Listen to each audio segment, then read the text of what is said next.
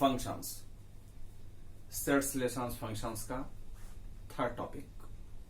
Functions के 3 definitions define किए जाते हैं।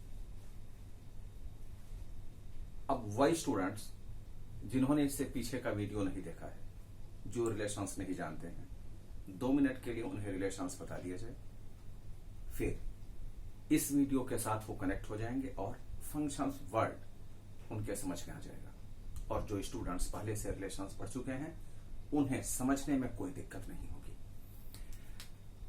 रिलेशन में मैंने क्या बताया था कि अगर एक कोई सेट ए दे दिया जाए जिसमें एलिमेंट्स हैं 1 2 3 4, एक सेट बी हमने यूज किया जिसमें एलिमेंट्स हैं 5 6 7 8। रिलेशन के लिए मैंने कहा था relation is the subset of A cross B. Relation is the subset of A cross B, meaning है कि ए क्रॉस बी को पहले हम क्रिएट करें, ए क्रॉस बी के सबसेट को ही रिलेशन कहा जाता है। तो सबसे पहले एक छोटे से एग्जांपल में हम ए क्रॉस बी पहले डिफाइन कर लो, उसके बाद आगे हम चलते हैं। ए क्रॉस बी अगर हम डिफाइन करें तो ये हम जानते हैं इससे पेयर ऑफ ऑर्डर्स बनते हैं।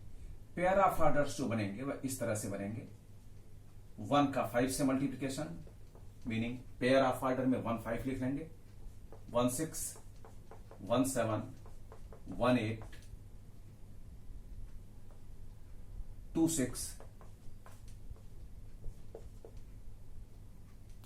2 5 2 6 2 7 2 8 3 5 3 6 3 7 3 8 4 5 4 6 4 7 4 8।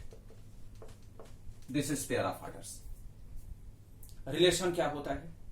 जो पेयर ऑफ ऑर्डर्स आप डिफाइन कर चुके हैं ए क्रॉस बी में, ए क्रॉस बी के बेस पर आप जितने सबसेट्स प्रिपेयर कर सकते हैं उन सभी सबसेट्स को ही रिलेशन कहा जाता है। फॉर एग्जाम्पल, मान लें कोई एक हमने रिलेशन क्रिएट किया, R equals to A B such that B equals to A plus 5, या इस एग्जाम्पल को नहीं, आप दूसरे एग्जाम्पल को क्रिएट कर लें, समझना आसान हो जाएगा। A B where A and B both are even for all A belongs to A and B belongs to B। ये हमने यूज किया। एक रिलेशन हम ऐसा क्रिएट करना चाहते हैं जिसमें 2 एलिमेंट्स हों। 2 एलिमेंट्स तो होंगे ही होंगे रिलेशन में, क्योंकि बिना 2 के रिलेशन तो क्रिएट होता नहीं है। उसमें दोनों फर्स्ट एलिमेंट और सेकेंड एलिमेंट दोनों इवन हो, ऐसा हमें कोई एक रिलेशन चाहिए इन्हीं पेयर ऑफ ऑर्डर्स में से, ए और बी में से ही।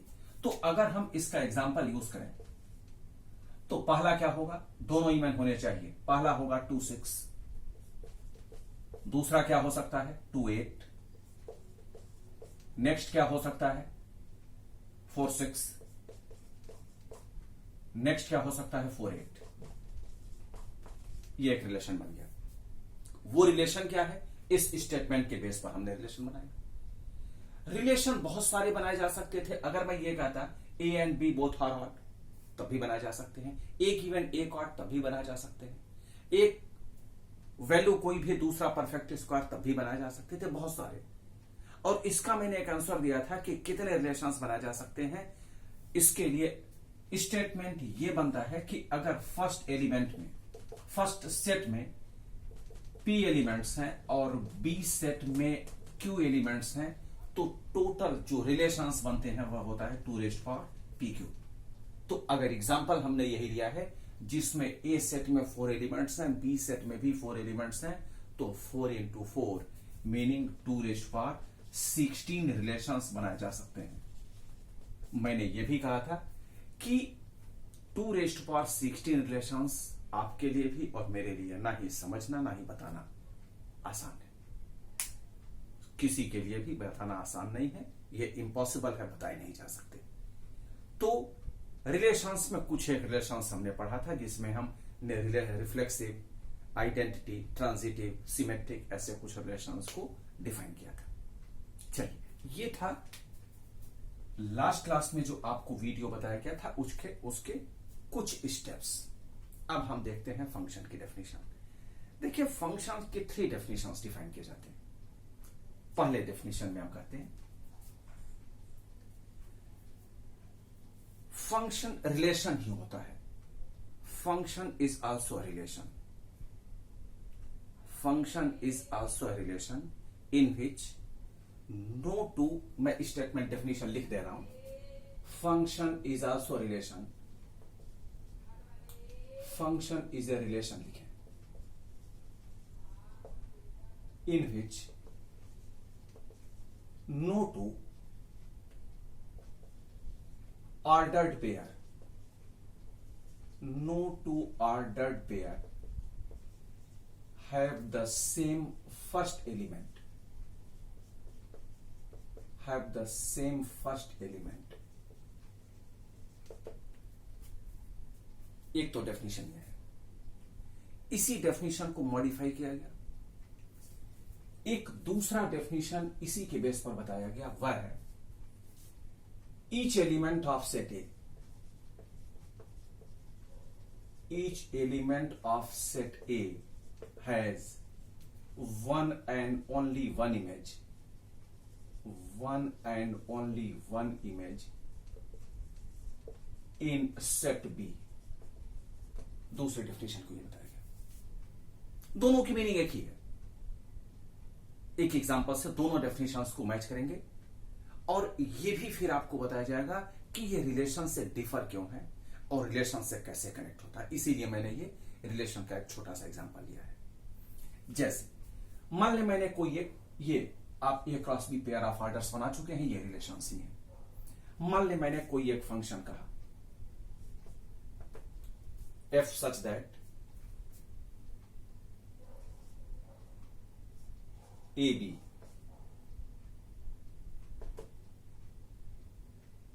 where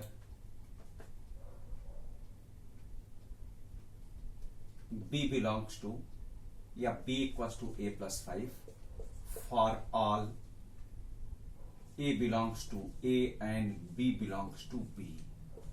ये है, देखिए a b, हमें एक ऐसा पेयर ऑफ ऑर्डर चाहिए जिसमें जो दूसरा एलिमेंट हो वो पहले एलिमेंट में 5 ऐड करके आए और उस पेयर ऑफ ऑर्डर में पहला एलिमेंट सेट ए को रिप्रेजेंट करे, दूसरा एलिमेंट सेट बी को रिप्रेजेंट करे। इसी एग्जांपल के बेस पर अब अगर हम इस फंक्शन को डिफाइन करते हैं तो क्या हम पेयर ऑफ ऑर्डर इसमें यूज कर सकते हैं। देखें, अगर ए 1 हो जाए तो बी क्या होना चाहिए, 6। चेक करो, है 1 6 है, ठीक है।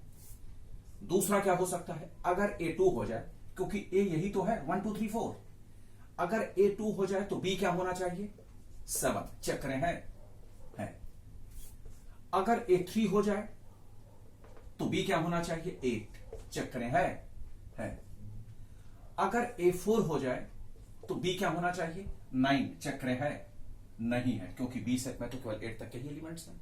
तो इसकी मीनिंग ये पेयर ऑफ ऑर्डर डिफाइन नहीं होगा, केवल इतने ही बनाए जा सकते हैं, 4 9 हो नहीं सकता। अब जरा देखें, ये भी तो पेयर ऑफ ऑर्डर्स ही हैं, ये भी रिलेशंस को बता रहे हैं। लेकिन अब जो डेफिनेशन बताया गया उसमें मैंने क्या कहा, देखें, function is a relation in which no two order pair have the same first element. किसी भी दो पेयर ऑफ ऑर्डर में किसी भी दो पेयर में फर्स्ट एलिमेंट सेम नहीं रहेगा। यही है फंक्शन की डेफिनेशन। किसी भी दो पेयर ऑफ ऑर्डर में फर्स्ट एलिमेंट सेम नहीं होगा। चेक करके देखें, ये 3 पेयर ऑफ ऑर्डर्स डिफाइन किए गए हैं। पहला क्या है, 1, इसमें देखें 2 है, इसमें देखें 3 है, तीनों अलग अलग है, सेम नहीं होंगे। जबकि हमने रिलेशन में क्या देखा, यहां देखें, पहले पेयर में भी 2 है, दूसरे पेयर में भी दोनों सेम है। देखें, यहां भी देखें 4 4, ये सेम है।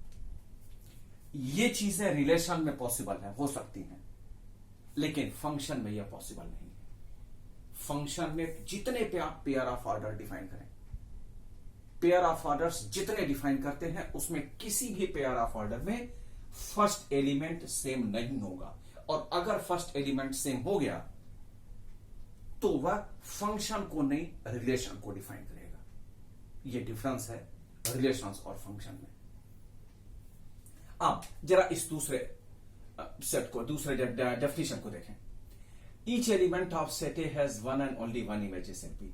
भाई 1 की इमेज देखें 6 है, 2 की इमेज 7 है और 3 की इमेज 8 है। जो दूसरी वैल्यू होती है उसे हम इमेज कहते हैं और पहली वैल्यू को प्री इमेज कहते हैं। जो पेयर ऑफ ऑर्डर्स बनते हैं, 6 को क्या कहेंगे? इमेज, और 1 को क्या कहेंगे? Pre image. 2 का इमेज एक ही, 3 का इमेज एक ही, one and only one image in set. तो दोनों डेफिनेशंस मैच होते हैं इसके अकॉर्डिंगली।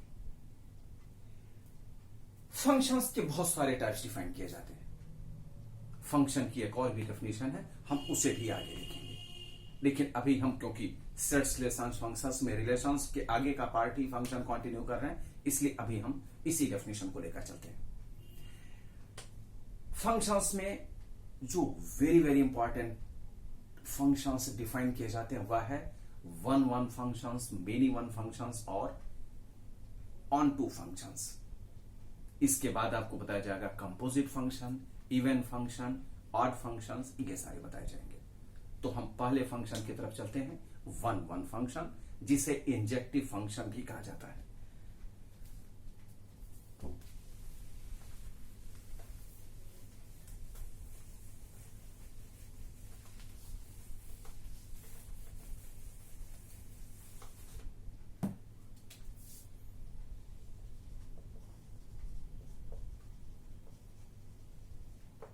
वन फंक्शन जिसे हम इंजेक्टिव फंक्शन भी कहते हैं।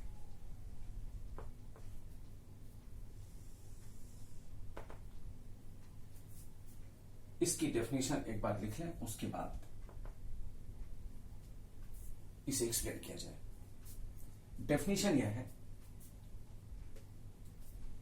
Every element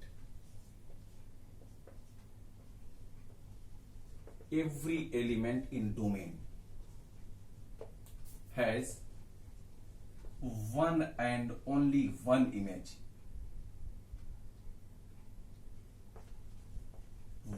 One and only one image in codomain.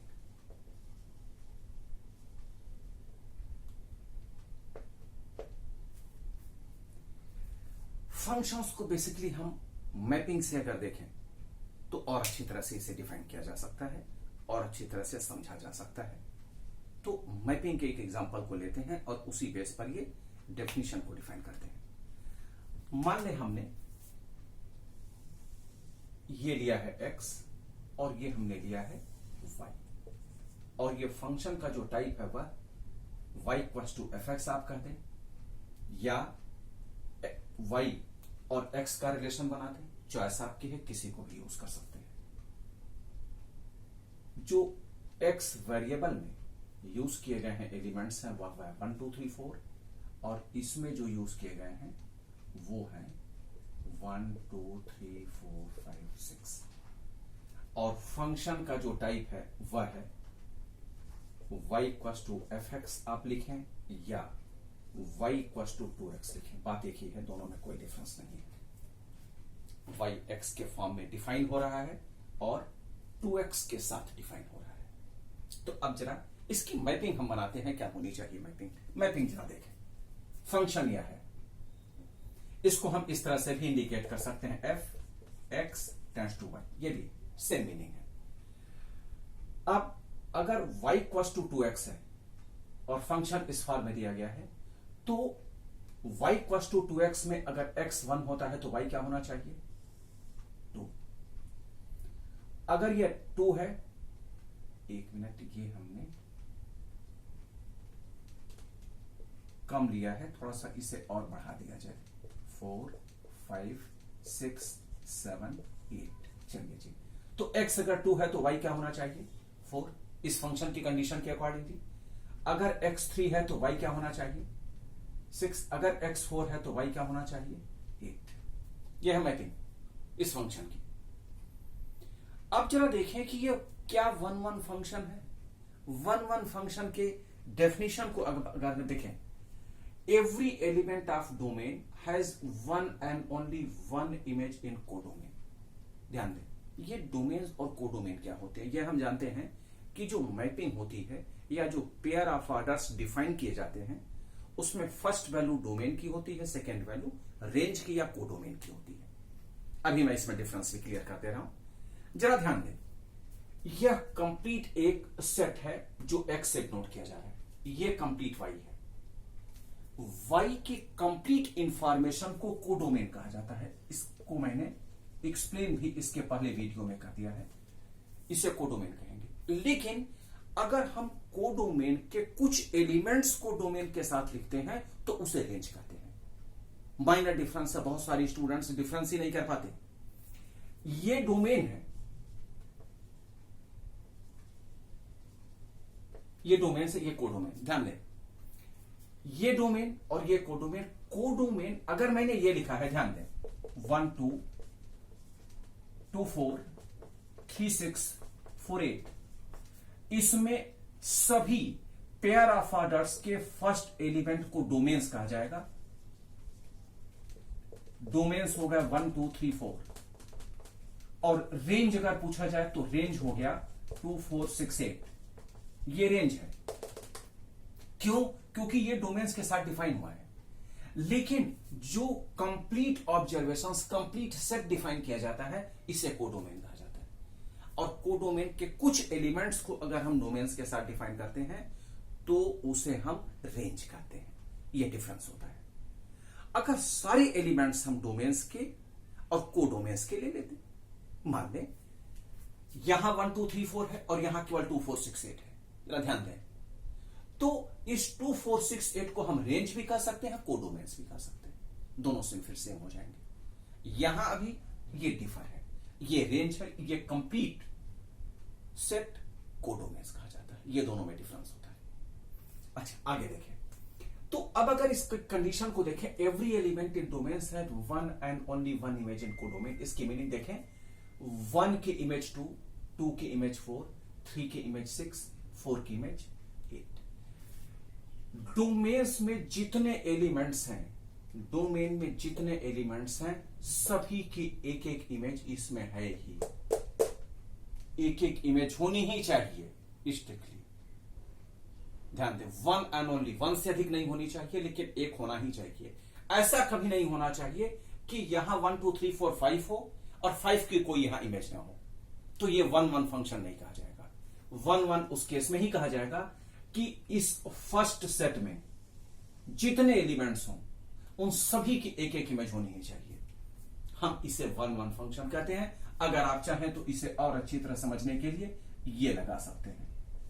ये कहीं नोटेशन नहीं है, ये एक बार समझने के लिए है। मीनिंग एक का एक होना ही चाहिए, और जो रिमेनिंग है वो आपने कोडोमेन्स में छोड़ दिया। इसे हम 1 1 फंक्शन कहते हैं।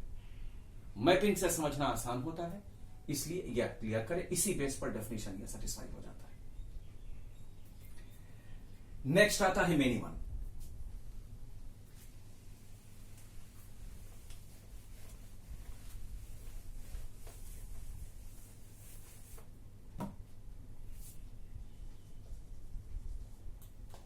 मेनी वन फंक्शन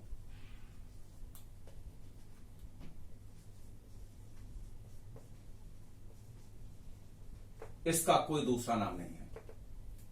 जैसे 1 1 को हम इंजेक्टिव कह देते हैं, इसका कोई दूसरा नाम नहीं है।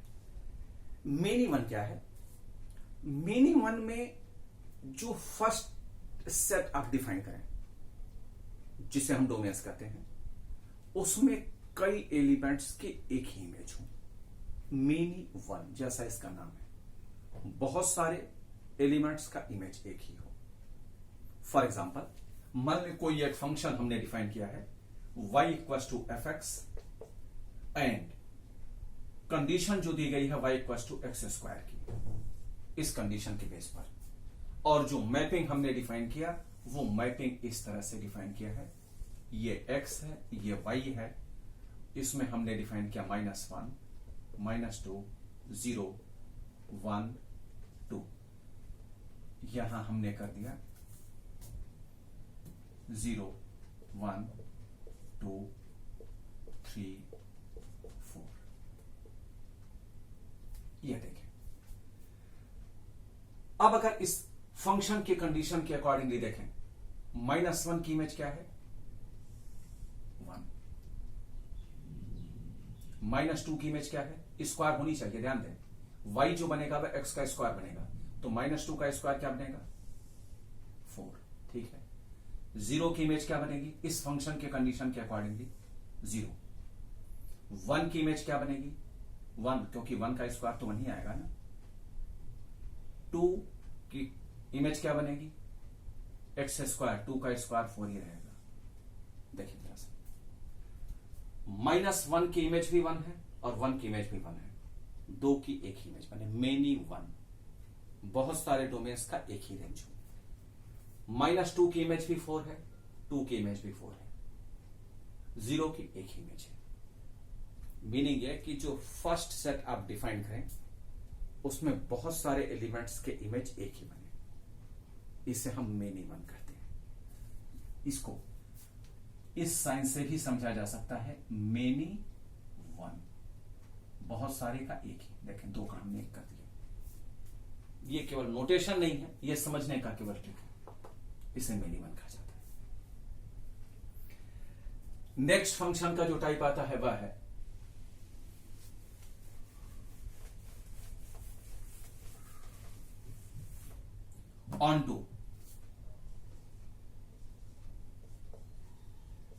ऑन टू फंक्शन, इसे हम बाइजेक्टिव भी कहते हैं।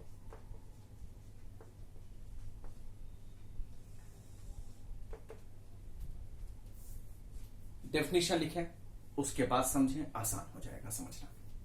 मेनी 1 के लिए डायरेक्ट मैपिंग से ही से समझा जा सकता है।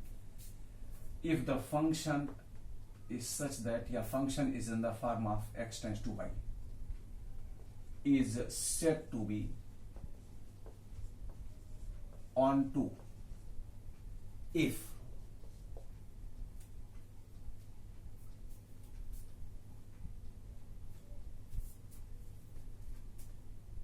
if the image of y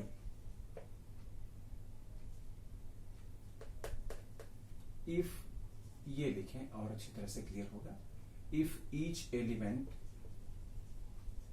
of y has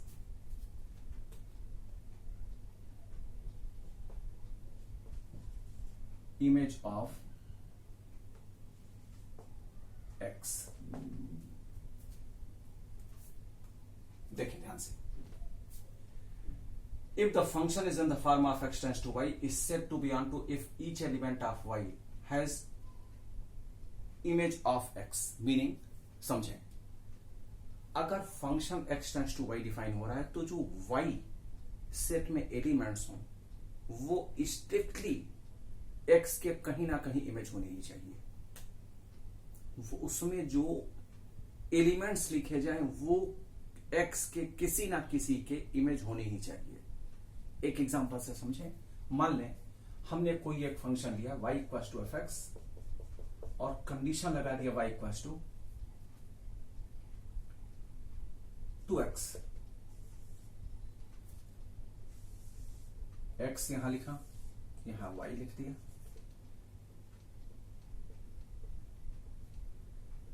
1 2 3 4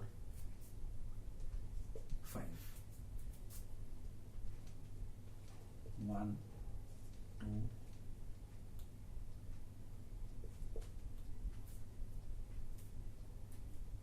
4 8 10। जरा देखें, ये 5 6 भी लिख लें,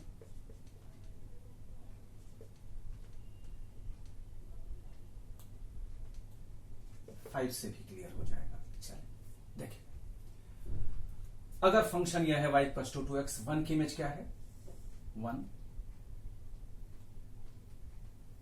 एक मिनट, ये आप 1 को यहां से हटा दें, आप देखें 1 की इमेज क्या बनेगी? 2, 2 की इमेज 4, 3 की कोई इमेज नहीं है इस कंडीशन के अकॉर्डिंगली। 4 की इमेज क्या है? 8, 5 की इमेज क्या है? 10। अब जरा डेफिनेशन देखें। फंक्शन आप डिफाइन कर रहे हैं x टेंड्स टू y।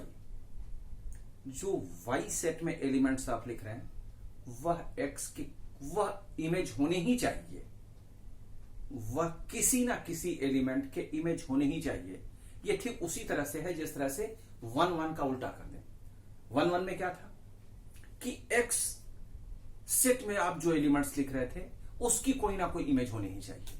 अब मैंने क्या कहा कि y सेट में जो आप एलिमेंट्स लिख रहे हैं वो इमेज स्ट्रिक्टली होने ही चाहिए। जरा देखें, इसमें सारे एलिमेंट्स इमेज हैं। किसके? 1 के हो गया, 2 के हो गया। इसमें बहुत सारे एलिमेंट्स ऐसे रहेंगे जिसकी इमेज एक भी नहीं बनेगी, लेकिन y स्ट्रिक्टली इमेज होनी चाहिए। Each element of y has image of x, ये होनी ही चाहिए। अगर ऐसा है तो हम इसे ही ऑन टू कह देते हैं, इसे ही बाइजेक्टिव भी कहा जाता है। तो कहीं भी मैपिंग से इसको इजिली समझा जा सकता है। और ये हैं फंक्शन के 3 वेरी वेरी इंपॉर्टेंट टाइप्स।